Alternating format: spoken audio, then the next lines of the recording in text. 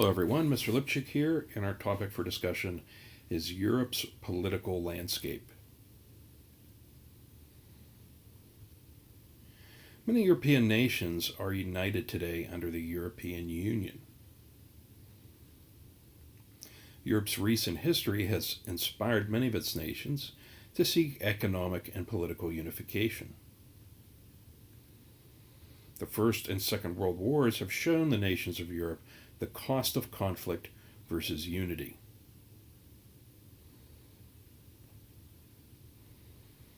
Following the defeat of Germany in World War II, the Allies met in Potsdam to form the Council of Foreign Ministers. It consisted of the United States, Great Britain, France, and the USSR. Its purpose was to establish peace treaties and new boundaries in Europe.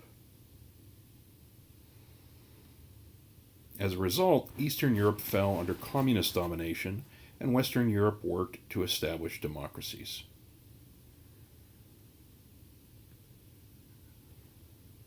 Communism emphasizes control by the state and government-owned means of production, while Western nations were capitalist or socialist.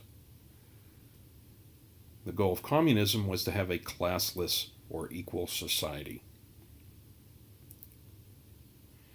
The conflicting ideologies of communism and capitalism led to a growing division between Eastern and Western Europe.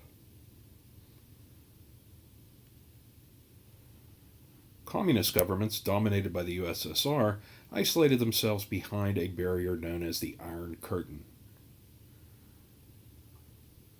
Eventually, physical barriers, such as the Berlin Wall, were built to keep Eastern Europeans from leaving.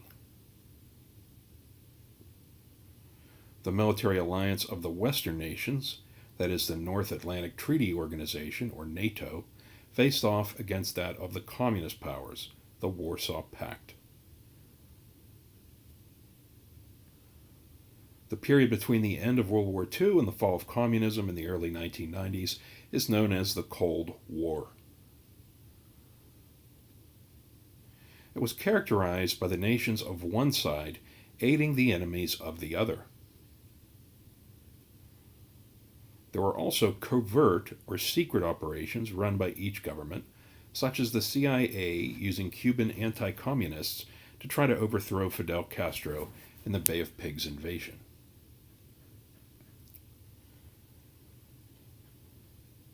Other Cold War events include the Korean War, where Soviet-trained and supplied communist forces in the north invaded South Korea and were eventually fought by the United States. The Vietnam War, where U.S. soldiers fought communist-backed guerrillas supported by the USSR.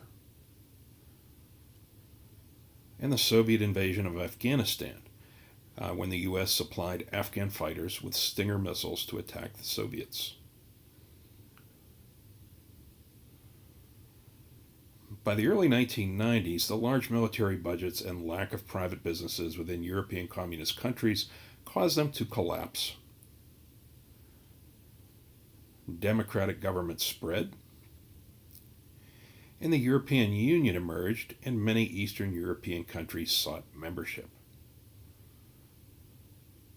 A resurgent and aggressive Russian state, however, is once again threatening the West.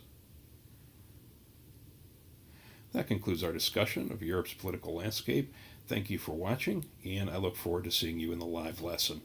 Have a great day.